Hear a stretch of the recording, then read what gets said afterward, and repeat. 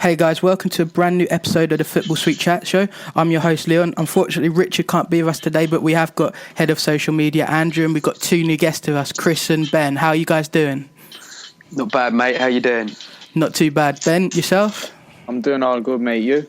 Yeah, I'm quite good. Chelsea won this weekend, so I'm quite happy, and a good draw in the Champions League. It always helps as well. The topics for today's show are match analysis of the weekend's games. That's week 3 of the Premier League. The second topic is the first year with European football exclusive to BT Sport, a topic that we are very interested to talk about. And the final topic will be that are fan channels a good idea? That's specific club fan channels. Sometimes we see fans getting quite irritated after a bad loss, and it can go in a bit of a sour mood with certain fans. Right, we'll get off with the first match. Arsenal-Liverpool. Andrew, why don't you get us started with that? Yeah, sure. From my perspective, personally, I think it was a good game. I think it was one of probably the most entertaining 0-0s you'll see for quite a while. Yeah. I think just from a biased point of view, I think it really highlighted Arsenal's need for a striker. I think Giroud can play very well some weeks, and then other weeks, unfortunately, just not be at his best, which I don't think he was against Liverpool. I think goals were needed. I think Petr Cech played very well. I think that save against Benteke was fantastic. I think he showed how the class he actually does have. Yeah. I think I was impressed with Liverpool. I think they were good. They turned up compared to the way they played in April. It looked like a different team. They actually came and played and could have just justifiably won the match. Yeah. So all in all, I think it was a good game, and unfortunately there was just no goals. Yeah. I mean, I think that match really did show how important Petr Cech will be for Arsenal. Some of the saves he made were incredible saves, and not just the save with Benteke, which was a world-class save, but also the save with Coutinho's shot. I don't know if you guys saw that. What did you think of that save? Ben? Yeah, I'll go with that one. I thought that was a better save than the Benteke save. Yeah, because he had quite a few players in front of him, didn't he? It must have been quite hard to see last minute, and obviously, I didn't think he got a touch to it when I first saw it. It was only the replay that really showed that. It was the slowed down replay that actually you see him just get the fingertips to it. Yeah, exactly. Chris, did you get to see the match? I did indeed. Like I said, it was very entertaining 0-0. I thought Liverpool have definitely improved. I think Petr Cech had a fairly decent game, but I thought Mignolet as well. He made a couple of decent saves. That point blank save he made from Giroud in the second half was a great stop. I feel that game really was definitely two halves separated, because the first half it was all Liverpool and the second half was all Arsenal. Don't you think, Andrew? Yeah, I agree 100%. It's spot on. Arsenal were, unfortunately, you could appreciate the fact that why they were so shaky at the back, because Callum Chambers and Gabriel, you can appreciate, probably haven't had that much experience together, and it was so sudden to hear that both Koscielny and Mertesacker weren't playing. Yeah, a lot of Arsenal fans I saw were quite shocked with that, the inclusion of 2 new centre-backs into that match. What are the chances of your 2 first-choice centre-backs being out? Yeah. Only Arsenal. Exactly. Injury central. Yeah, exactly. And also, I feel that I think Walcott, with some of the shots the chances Giroud had, I thought Walcott might have buried a few of them chances. But obviously, when it's easy to say after, but Giroud 9 times out of 10 would probably finish those. Don't you agree, Andrew? Well, yeah, but the top strikers in the world do score them, if you know what I mean. It's it's very easy to go, 9 times out of 10, but if you had all these misses up over the season, you could end up finding Arsenal have missed out on 9 points or something like that, just down to inconsistency on Giroud's part. Because, I mean, that one where Giroud was pulled back in the box, okay, he was pulled back, but, he should have finished that, shouldn't he? He should have finished it. A world-class striker would have finished it, but I just saw shades of Monaco at home in the Champions League last year, where if we had a world-class striker, we would have won that game. Yeah, and also it really helps in the big games as well, doesn't it, where the big strikers, you can tell the difference between a really good striker and a world-class striker, where a world-class striker keeps his form against every team, where a good striker will sometimes go missing. a world-class striker or a big-name striker will strike fear into your opposition centre-halves. That's what I think. Arsenal lack that big time. And also, with the transfer window closing, do you think that even just a signing, it may not be the sort of world-class striker, but sometimes any signing can sort of boost a team's morale? We've seen that with my team, Chelsea, and Pedro. You know, just the inclusion of someone who may not have been better than the players you already had, but just that new player coming in, it makes everyone else up their game. Well, we've seen that when we signed Mesut Ozil. We've seen that then when we signed Alexis Sanchez. You see the likes of Alex Oxlade-Chamberlain, who stepped up to the plate last year. Obviously, with Walcott being injured last year. Yeah. I think this season you will see the benefit of Alexis Sanchez towards Walcott more now than Oxlade-Chamberlain, because we've seen that last year, you know? Yeah, definitely. Also, I feel that with Liverpool, you know, they've made quite a good few signings. Obviously, a player that I know is quite dear to you, Firmino. What did you think of his performance in the match? I think Firmino's wasted when he plays out wide. He needs to be given that number 10 role. Brendan Rodgers will waste him. He likes to just have that free role in behind Christian Benteke. With Benteke up top, Firmino will bag at least 15, maybe 18 assists if he's given that number 10 role. I seen him last year, and you know how much I love Firmino. Yeah. For me, he can... I call Ozil the best number 10 in the world because I genuinely believe that. But in a couple of years, I believe Firmino can become the best number 10 if he's used as a number 10. If he's played out wide, he'll be wasted. Just like Lallana is played out wide at Liverpool to accommodate Coutinho. Yeah. Lallana definitely. is wasted. If you look at Lallana at Southampton, he was a number 10. He was brilliant. He goes to Liverpool and plays as a wide player. He's wasted. Yeah, we've really seen that with Manchester United and Mata, haven't we? Definitely. But it's the same with, you seen last night Bruges against Manchester United. If you see where Herrera played, and then when Januzaj came off, Herrera went forward, he was given that free role. You see the difference in player that Herrera became in the second half. And that's because he felt more natural with that free role in behind Wayne Rooney. Yeah, definitely. Right, we'll go on to the next match now, but it's West Ham Bournemouth. I know it's probably not a match that Chris wants to remember, but 4-3. I don't want to remember this game either. West Ham let me down for $9,000. Oh God! Yeah. But Bournemouth 4, West Ham 3. It was a summer of spending for West Ham as well, and I know a lot of West Ham fans were quite happy with the players they brought in, but some were still a bit optimistic. What do you think about the result, Chris? To be fair, I mean, I've never been a huge fan of Allardyce, to be fair, but I was one of the West Ham fans that was saying the grass isn't always greener. And I think Bilic, you know, it's the whole sort of stereotype of, he knows the club well, but I really don't think he was the right appointment. I think defensively, we've looked probably the worst I've seen us look for a couple of years. We're scoring goals, which obviously is a bonus, but I don't know, something's not quite right at the club. I mean, on the back of the Arsenal win, I was expecting us to really sort of kick on, and we've sort of gone one step forward, two step back. I don't know what the problem is at the moment, really. I mean, obviously, there's been a lot of talk of you. You didn't want to get into the Europa League. You wanted to sort of just secure the Olympic Stadium for the Premier League. I've heard that one talked about quite a lot. I think probably going out the Europa League was probably a blessing, but we've sort of, I think, what was it, 2 or 3 days till the transfer window shuts. Yeah. We need at least another centre half. We need another striker. I mean, I think Carroll's been told he's not going to be back again for another couple of months.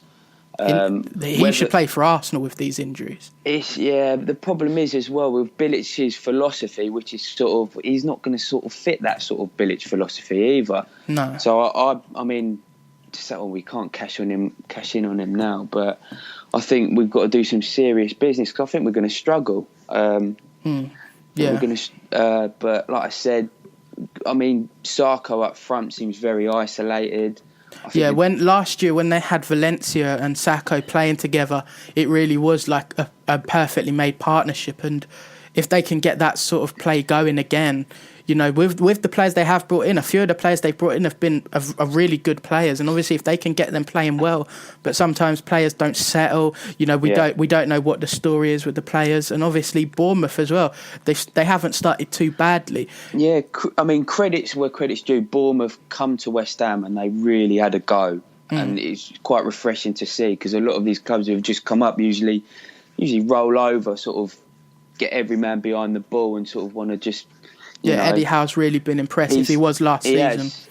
But like I said, I mean, on the plus side, Payet looks class.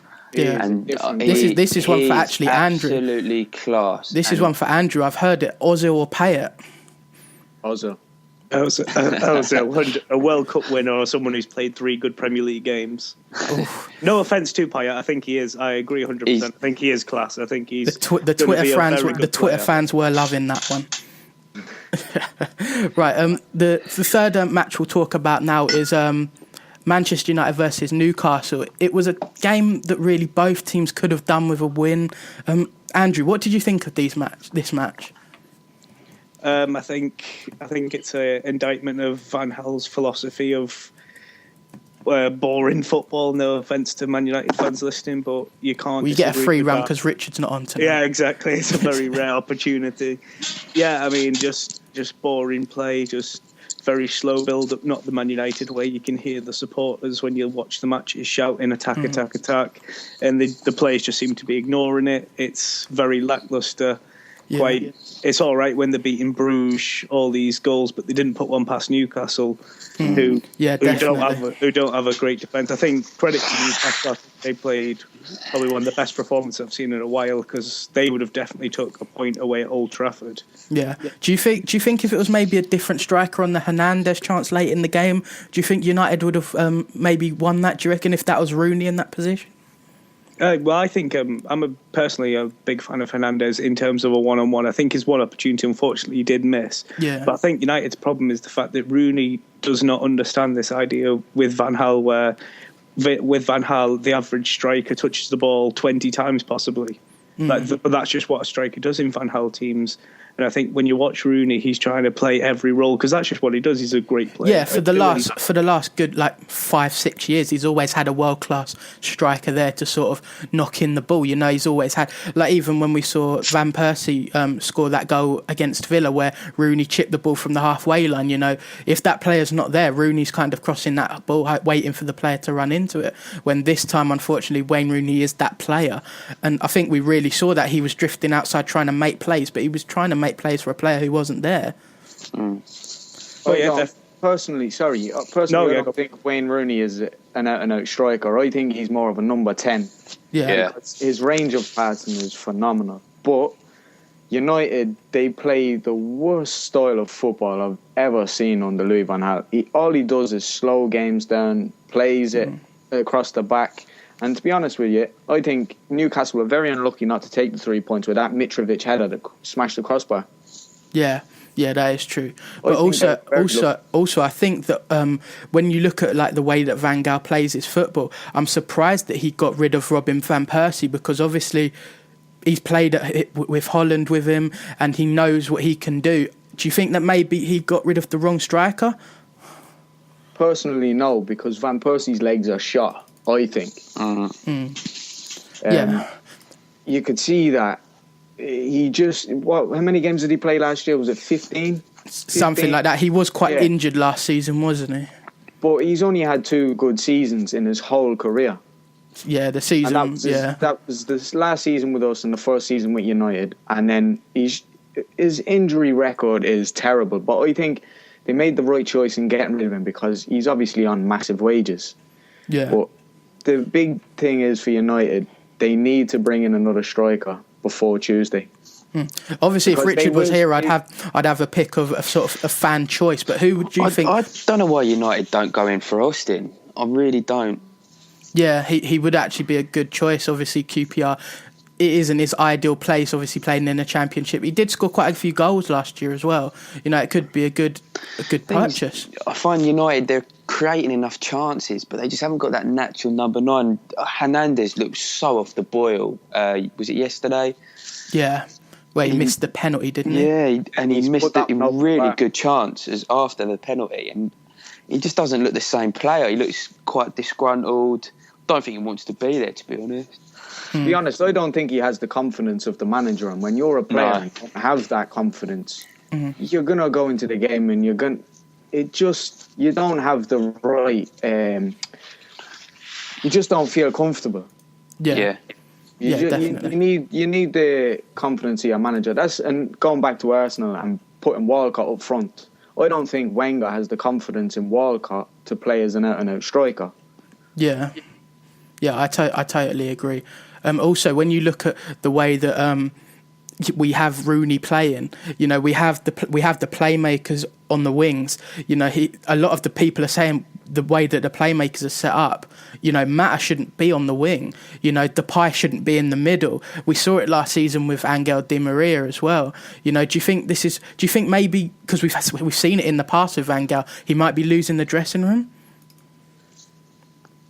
I wouldn't be surprised if he did lose the dressing room. And there was that newspaper report that came out before. I think it was a Barcelona ex-player said that he ruined the club. Oh. I think that might happen with United. And I don't think he's a long-term. I think he'll be gone when his contract's up. That's my personal opinion. I think that he's just keeping it warm for gigs, really, isn't he? That's an interesting opinion. What do you think to that, Andrew? I think in terms of Van Gaal, I think you can see with Di Maria, I think when he doesn't want you at the club, you will be as much forced out the door as possible. And we're seeing it now with De Gea and Victor Valdez. He is unfortunately so ruthless. He's probably one of the worst managers you've seen at a big club. He just doesn't care. If he doesn't want you there, he'll make sure you're not there. And also, like when we look at some players who have pretty much put in transfer requests, the way Rooney dealt with his sort of unhappiness. We haven't really seen any of that from De Gea, as much as, okay, it might have been behind doors, but De Gea's gone about it quite respectful, as it were. So I don't understand why not playing him. He's one of the best keepers, if not the best last season. Wouldn't it be beneficial to play him? Okay, Sergio Romero hasn't let in a goal, but he's got a mistake in him, I feel. I think the De Gea situation is kind of like the Arsenal and Fabregas situation, where when we signed Fabregas, we knew eventually he was going to go back to Spain. Yeah. Whereas De Gea came over, and I think it's the same as United fans knew he'd eventually go back to Spain. And I think he was offered a contract this summer, and he rejected it because he wants to go back to Spain. Now, I could imagine David De Gea wants to actually play, but he's not in the right frame of mind. So obviously there it goes back to the they don't want him to affect his performance. Exactly, yeah. And you can't fault Sergio Romero now. He's what is it, 4 clean sheets he's kept? Yeah. Personally, I don't think he's a great goalkeeper. Being back up at Sampdoria, you can't be too good of a goalkeeper, Yeah, definitely. Obviously he's Argentina's number one, but that's because they've got nobody else. Yeah, definitely. I'd class the De Gea situation as a Fabregas Arsenal situation where we always knew he was going to go back to Spain. Yeah, I have to agree with that. For the final match analysis of this topic is, I think we've got to discuss it, haven't we? The champions finally getting a win. And it was a match where I thought, after the first 10 minutes when Mata conceded the penalty, I thought, this isn't good. And obviously, after a poor pre-season, I felt that, it was getting worse and worse. And then we saved the penalty, and Pedro, on his debut, he had a fantastic game, and he got his goal in. Okay, I think it was a bit of a deflection, but every goal counts. Did you guys manage to see the match? Yeah, I seen it. I thought it would have been a different game if that penalty had went in. Yeah, I agree. I think that when that penalty was missed, I think West Brom's heads kind of dropped and they found themselves behind. Yeah, definitely. Like you what was it? You could go from being 1-0 up. Well, I think it went 2-0. Yeah, 2-0. Yeah, 2-0. You go from having a chance of going 1-0 up and you're 2-0 down. Yeah, definitely. I think the heads dropped as soon as that penalty was missed. Yeah. Andrew, what did you think after Terry was sent off? Did you think it was a chance for West Brom to get back in the game? And also, did you think that they was going to get in the game? To be honest, when the Terry one got sent off, I just thought of all the Sky pundits who were going to go mad, like Niall Quinn saying that he was finished. Yeah. But, Niall Quinn's definitely not a fan of him, is he? no, not at all. 2 weeks on the trot. Yeah, it seems to be like has a real dig in for him. But yeah, what did you think of the match as a general? I think it was a good match. I think I was very impressed with Pedro, as you just said there. I think, unfortunately, it's quite funny. We were just talking about De Gea then. I think West Brom's biggest problem, I could understand why they did it, but it was not playing Berahino. I think, let's say, when Terry gets sent off, if Berahino is just coming in as the professional footballer that we saw possibly last season, I think he could have actually helped West Brom play. But obviously, I appreciate the fact that if his head has been turned, he can't play. But all in all, in terms of the game, I was impressed by both teams. I think both teams did have a good account of themselves. Yeah. I think personally, my thought of the match was if they put anything down the left side because Ivanovic was playing right back, they was going to get a chance. You know, it seems like he's had a really poor start to the season and pre-season, and it seems like everything that is a threat against Chelsea comes from his side. And I could see that the minute that Rondon flicked the ball back, I knew it was down to Ivanovic. I feel that if he would have made that challenge, that goal wouldn't have happened. And then the goal after by Morrison, I still think that wouldn't have happened if it wasn't for Ivanovic. So that was one of the big things in the match. But obviously, Azpilicueta pounced on that ball and made it 3. So it kind of killed off the game. But I still think that when we was playing, I still didn't feel comfortable until the final whistle went. I don't think anybody fears Chelsea this season. You've seen that with Swansea, and we've seen that so far with West Brom. Yeah. City certainly don't fear Chelsea. I think that's also where a lot of teams have strengthened. You know, we didn't have an amazing finish to the season last year. We kind of just settled it out because I feel that they knew that they was going to win. They just wanted to settle out comfortably.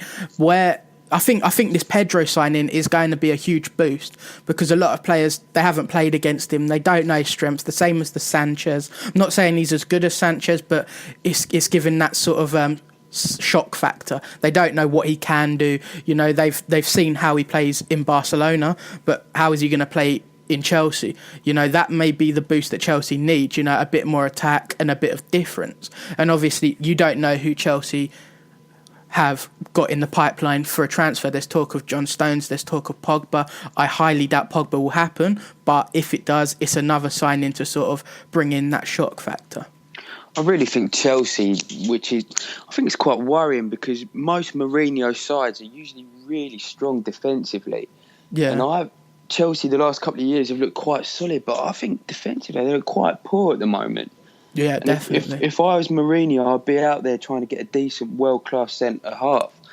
I think, is John Stones ready? Well, there's talk today that the transfer request that he gave to Everton, they rejected. So, you know, I think it's going to be a lot of money. And personally, I think that there's better options out there. And also, I'd quite like to see them bring through a youth player, maybe.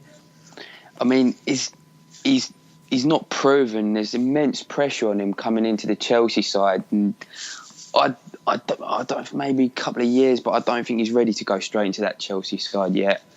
I would say in this situation, it's kind of like Gary Cahill. Gary Cahill was unproven. He was at Bolton, and I think he went for 20-25 million to Chelsea.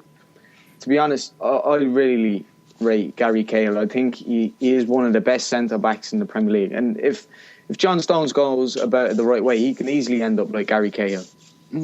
Yeah, and obviously he's got age on his side as well, hasn't he? He's got a long time to play. If they're bringing someone of his age in, they're going to want to play him. But also, I feel that Chelsea have got a big prospect in Zuma. I think that's what I was going to say. I think Zuma, every time I've seen Zuma play, he looks absolutely solid. Yeah, he's quick, he's mobile, he's good in the air. Yeah. I think him under John Terry could be a really good partnership. Yeah. But also, how long has John Terry got left? You know, and do you want? Because I'm not being funny, John Terry hasn't been great the last couple of games. Whether that's been the partners who he's played with, whether that's been, I know that with the with the sending off, it could have been prevented with Courtois coming out. You know, he hasn't got the pace to trap players back like that, especially on the counter-attack. So how long has John Terry got left to play with John Stones if that's what they're thinking? I'd say John Terry will go at the end of this season. I'd say he'd go to America. Yeah. But going back to the Zuma situation, I think he's a solid player, but Mourinho needs to find him a position and play him in that position. There's no point in playing him as a central defensive midfielder 1 week, a central centre defender, and then you've got him playing left back the next week. You need to find him a position, and you need to play him in that position. Yeah, I can't agree more with that one. Right, we'll get on to the next topic now. Great topic, guys, and some great opinions going there. But the next topic is the first year with European football exclusive on BT Sport.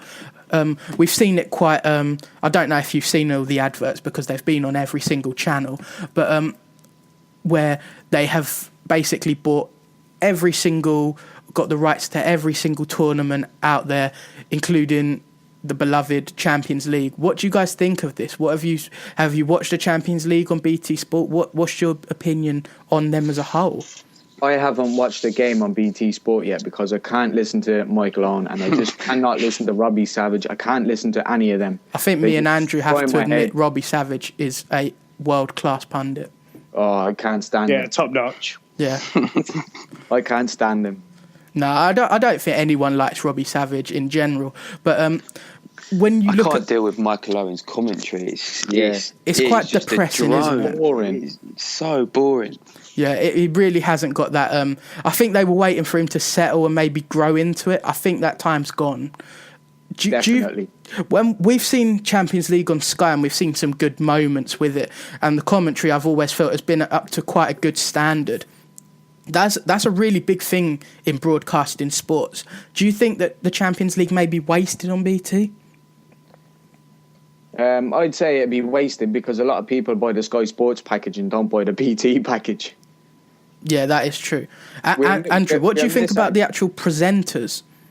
Well, I think they've got a great presenter in Gary Lineker. I mean, we all, obviously, I think anybody who's grown up with Match of the Day and stuff knows he knows his football. He was a great player, and I think he's been a great pundit. But just in terms of this topic, I have no problem with BT Sport having the Champions League, but I think the word you said, which is the one I want to pick up on, is exclusive to BT Sport. I think it's very unfair. Because the great thing, like, say what you say about Sky, but the thing with Sky was every match that every English team that was on Sky was also on ITV. Yeah. So therefore, a person who isn't that bothered about having Sky all in every room and stuff like that, who just wants a TV, could have watched Champions League. Now that isn't the case. Some guy who doesn't want it now has to get broadband and all this just so he can watch a team he's probably supported for 60 years on TV because he can't go to games anymore. Yeah. So I think this idea of... And also, it's not cheap either. If you've got Virgin Media Internet, you know, it's not a cheap package, especially with the Champions League on it now. It wasn't cheap before that, but you know the price has gone up with the Champions League and the Europa League, and you know I don't think many people are going to watch the Europa League religiously like they would the Champions League. But it was quite nice to see it on ITV. It was nice to be able to watch it. You know, a lot of people don't have the option to watch Premier League anymore unless it's on Match of the Day. So I think to actually have it exclusively, I don't actually think it should be allowed. No, it goes back to the football. It's not a working man's game anymore. It's like all these TV package deals for football teams. It's ruining football, to be honest. Yeah, and obviously with the inquisition of BT Sport, you're kind of locked into them. The way they've got the Premier League, that's only going to grow. You know, we've seen other sports channels come and go with Setanta Sport in the UK with ESPN. Okay, that was taken over by BT Sport, but they never really got a firm grasp on it. But the BT Sport has. Do you think with the inquisition of the Champions League, do you think their capture of the Premier League could grow? Do you think they could get more matches of that, Chris? I think so. I don't know. It's a tough subject, really. I think BT has just gazumped the market now, really, haven't they? So they've pumped so much money into it, and it's I feel quite sorry for Sky actually, because I prefer watching the football on Sky. I think it's handled quite well, and I don't know, it's a tough one really. But also they've got I think they're really trying to get as much football out of the channels as they can. You know, they've got a lot of people brought into the team. You know, we've seen Rio Ferdinand come in, Gary McAllister, you know, Owen Hargreaves, although they were there last season. But we've seen Paul Scholes, we've seen Glenn Hoddle. As you said a minute ago, Andrew, we've got Gary Lineker. You know, do you think this sort of thing, if they bring in a few decent commentators, people will stop with that and sort of warm towards it, as it were? Or do you think, because I still don't think with these people it's as good as it was with Sky? In all fairness, every person you name them there by, apart from Gary Lineker, is excessively boring on the TV to listen to. Definitely. David James, What, not Paul Scholes? I mean, it's just, monotone. that's, I mean, every single one of them, you don't sit there and want to listen to what they say. Like, what they're saying is good, it's just the way they present it is not. Because they're not TV presenters, they are just ex-footballers who've just been put in a studio with a microphone. Yeah, and just talking. I'm biased. Yeah, and yeah, exactly. A lot of them are biased, and I think that's what a lot of people liked with the Monday Night Football with Gary Neville and Jamie Carragher. You know, they saw their teams lose, and they weren't biased. And I think a lot of people were surprised with that, and I think a lot of people like that. Even when we've seen Thierry Henry, he's told it how it is. Even Ian Wright, he's told it how it is.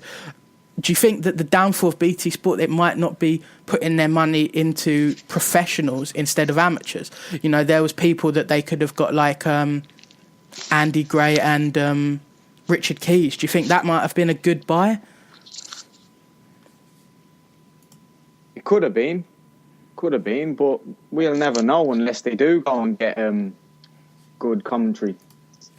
Yeah, definitely. But Andrew, what do you think? Because obviously Jake Humphries, you know, he's a presenter. He doesn't seem to know a lot about football. But he's an ex-Child's TV presenter, isn't he?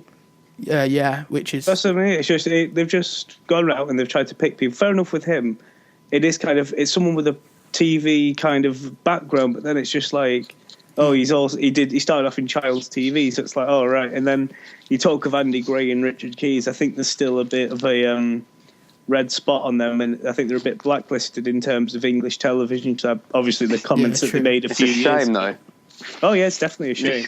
But I have to say that, that is a very good point. But also, do you think that it may have been good to sort of go to the sort of radio? You know, we've seen Stan Collymore, as much as he's not a very liked figure, he knows what he's talking about when he does football. You know, there was talk of him going on there, but apparently he's on BN Sports. Maybe someone with a bit more presenting background. You know, a lot of people, they might not be experts on football, but they know how to present, where a lot of people on BT Sport look like people that have just been thrown in and said, here you go, there's a mic. Yes, exactly. Like, Stan Collymore is a good point. Like, I'm personally not a massive fan of him as a person, but listen to him. He's on the radio. He's ecstatic. He's passionate about what he's watching.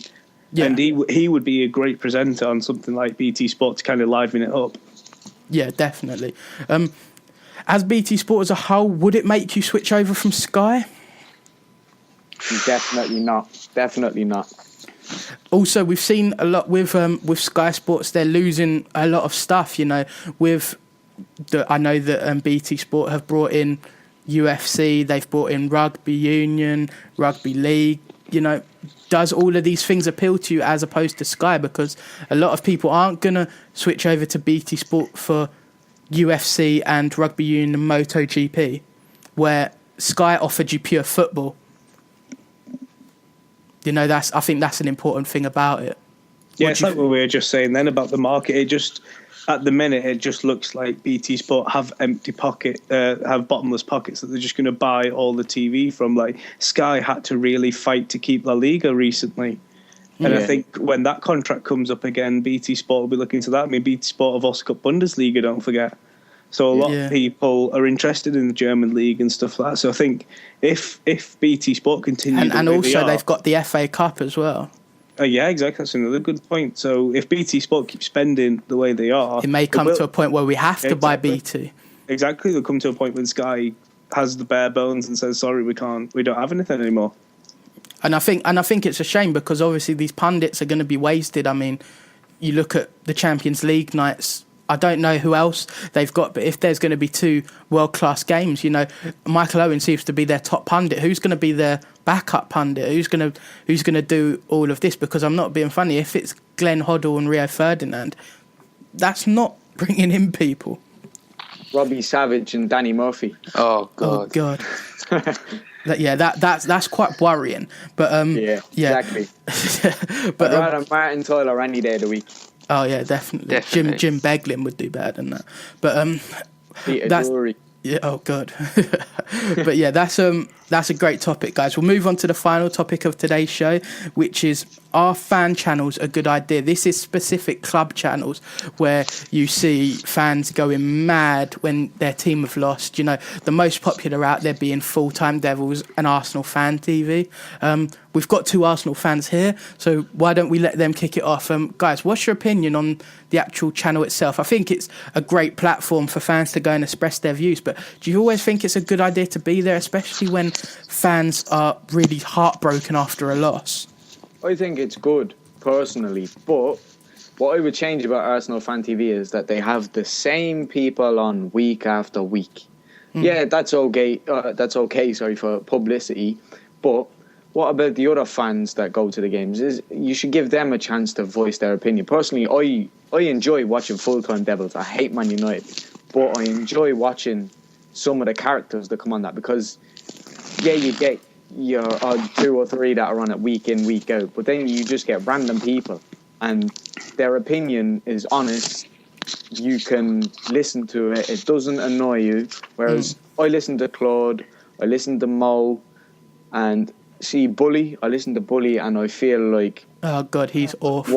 Why has he got to be an Arsenal fan? Because he pisses me off. I absolutely despise him. Claude's okay. He's hot and cold. When Arsenal's winning, we're the best thing since sliced bread. We're going to win the X Factor, the World Cup. We're going to win it all. Yeah, I have to admit that. When we're losing, he's going on about depression and he's about to hang himself. I've seen that, actually. With Mo, he thinks he can run the club better than Ivan Gazidis, Kroenke and Usmanov just because he does a few Arsenal Fan TV interviews. Yeah. There's a couple. Tired is the worst. Ty. I'm not saying anything on Ty because I'm just like him. Whereas I go and I buy all the merchandise, but I don't have that same stupid, narrow mind that he's got. I'm open. Like, if you check my Twitter account, right, I do not believe we will bring anybody else in this transfer window. Apart from Peter Cech, that's the only business we'll do. Whereas I got slated today for not believing, we're signing this fella, we're signing that fella. No, we're not. If we were going to sign him, they'd surely be done by now. Surely. What we were saying, that's a great opinion, actually. But what we were saying about bringing players in and stuff like that, a lot of Arsenal, not just Arsenal fans, a lot of fans that are on Twitter and go on the Arsenal Fan TV and shout and stuff like that, do you think a lot of them are the sort of fans that are quite, I won't say stupid, but they're quite delusional when it comes to transfers and what their clubs can do? Very deluded. Like, I'm a realist. Like, I don't like these links with Cavani, these Benzemas. I'll be honest. I believed that we were going to sign Vidal back during the Copa America. I thought that's going to happen. I was a bit hot and cold with Benzema. I thought it might happen, but it's getting so close to deadline day. And there is absolutely nothing. You get all these ITKs. Oh, yeah. Like that genie bird with a big tits. She was nothing but a slapper looking for a few followers. That's all she was. Then you've got that Italian fella that I think 2 or 3 times that he said that there was a private jet with Benzema in it. I saw that. They on Monday for the Arsenal-Liverpool game. Whatever happened to that? I personally don't think we'll bring anybody else in this window. I'd love to be proved wrong. But as for Arsenal Fan TV, Claude, Muppet, Bully, Muppet, Mo, Muppet. Yeah, I think we've had a discussion about this before, haven't we, Andrew? Bully isn't your favourite appearer on the show, is he?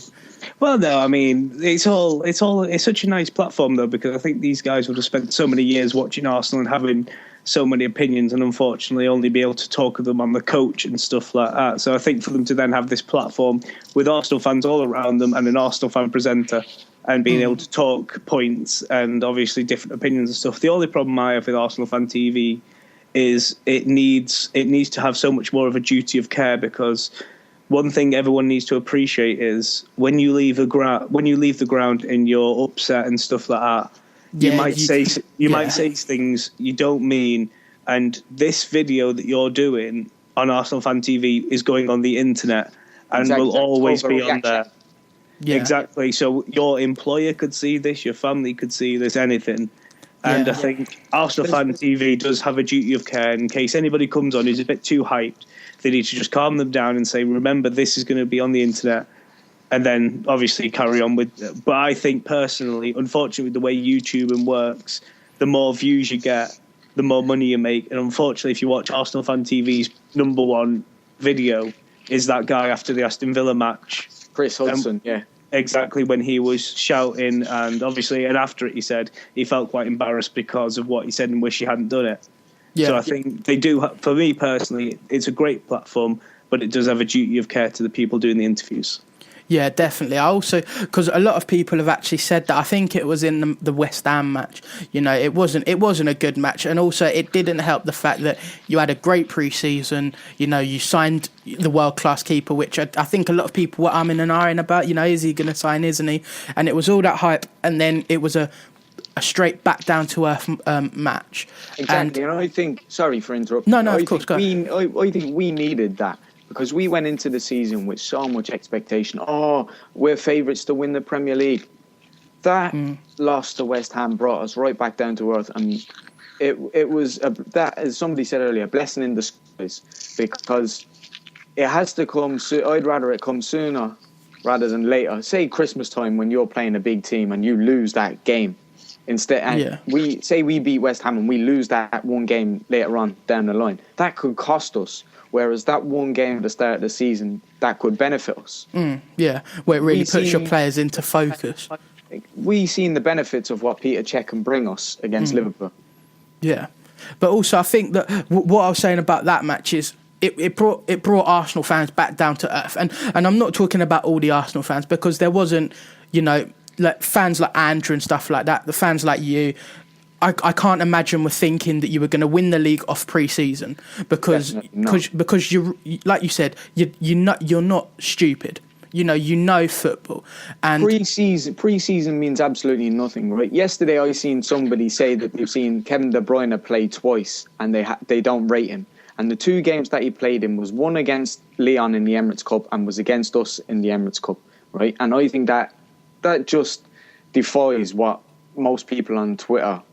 Yeah, it just sums them up, to be honest. Yeah, definitely. You know what I'm like with the Bundesliga. I watch the Bundesliga all the time, and Kevin De Bruyne, okay, he's not worth 80 million, but he's worth at least 40, maybe 50 million. And somebody's basing him on 2 Emirates Cup games that mean absolutely nothing. Well, Sonogo scored a hat-trick in one of them, didn't he? So he scored 4 against, what was it, Benfica? Oh, there we go. Yeah. But like when I was saying about like these, like getting brought back down to earth, you know, a lot of fans went into the season thinking, you know, we've won the league, we've got a world-class keeper, we've got a quality attack, all we need now is Benzema and we've won the league, we can do the treble, blah, blah, blah. And it was brought down to earth, and these are the sort of fans that go on Arsenal Fan TV. You know, there's a few fans that they've got which go every match and are realists, and it's like, oh yeah, I'm disappointed, but I'm not gonna criticise the team. But then there's fans like Claude, for instance, who I think he's a nice guy, but I feel that he gets so into it that sometimes he doesn't realise what he's doing. Like when he said that, you know, he hates Wenger and Wenger out and stuff like that, and then he said on the next one, I was disgusted the way I acted and stuff like that. Like Andrew was saying, I think it's a duty of care, but is the most popular videos that channel makes is Claude getting angry, or Ty, or Mo. like Andrew, do you think that he's going to stop and say like, oh no, you should be careful of doing this if they're his main asset? Sadly, no. Genuinely, I don't believe the Arsenal fan model, Arsenal fan TV model works when Claude and Ty are shouting outside of Swansea after a 2-1 loss. Yeah. Everybody love that, and then they're not going to stop it. They don't, like say, they need stuff like that, and that's why they have them as regulars, and that's why they try and make sure Claude and Ty are getting filmed at the exact moment when they're about to have a row and stuff like that. It's just exactly, it makes them money. Exactly. Why would you want to stop them making you easy money? Exactly. That's my point, and that's why the topic I feel is an interesting topic, because it's such a good platform to people like this show to come on and say your views, like talk about it. But for instance, if Chelsea just lost, would I want to go onto Chelsea fan TV? Because my opinion is going to be either very biased, it's going to be angry, or it's just going to be quite delusional. You know, I'm going to be on there, I'm going to be going, oh, they didn't deserve to win. You know, oh, for God's sake, what's Mourinho doing? He's picking the wrong team. I don't know what the best team is. I'm not the manager. But exactly, after the match, everyone's a manager. Everyone would have a different opinion. And sometimes, you know, the day after, I feel Ivanovic wasn't as bad as I was shouting at. You know, but Claude will go onto that channel, he'll see himself shouting, you know, what's Giroud doing? What's he doing this? What's he doing that? And then when you watch the match back, you think, oh, yeah, where I was, you know, it was a bit, I may have mixed my opinions a bit. Chris, what do you think about it? He overreacts all the time. Yeah. I think in this current sort of world of social media, a lot of people want to see these people sort of lose it. I mean, on these like fan channels and stuff like that. I mean, I wonder what the view count is for when Arsenal have, you know, had a 4-0 victory at home to blooming Stoke or something like that, and then compared to when they a 2-1 defeat to Swansea.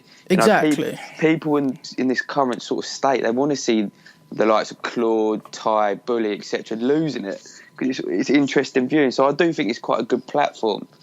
Obviously, but like I said, it's interesting. Yeah, definitely. Also, with these fan channels, we're seeing Chelsea's one pop up. We've seen another one. I can't remember the name, but it goes around all of the different football things. Do you think this may be the start of clubs having fan channels all over the shop? And do you think that would be a good idea? Because there's obviously a lot of fans at teams that aren't going to be, you know, playing in the Champions League, winning things. You know, they're not going to be top of the table. You know, do you think that's a good idea? Because that may bring even worse than what we're seeing now. Or do you think that it may be the fact that fans have been shown glory? You know, Arsenal with the Invincibles, you know, Chelsea, we won the Champions League, the Premier League, stuff like that. United fans, so successful under Alex Ferguson, you know, suddenly coming down to earth with not great performances and suddenly being outside trophies and stuff like that. Do you think that's interesting? Whereas clubs, for instance, like Swansea City, it may not be as effective? I think every fan deserves to be able to voice their own opinion. And everybody is entitled to their own opinion.